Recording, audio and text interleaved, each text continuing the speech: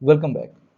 So this particular question asks to show that for a projectile, the angle between the velocity and the x-axis as a function of time is given by theta in the bracket t equals tan inverse v 0y minus gt divided by v0x, where the symbols have their usual meaning.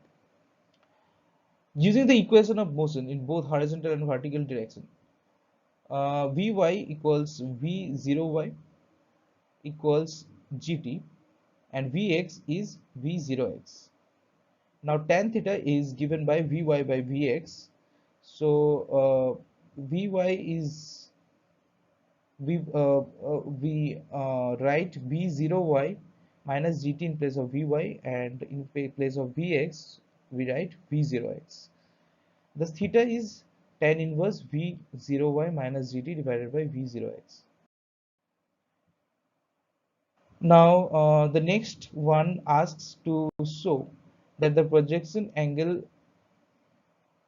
theta 0 for a projectile launched from the origin is given by theta 0 equals tan inverse 4hm divided by capital R, where the symbols have their usual meaning.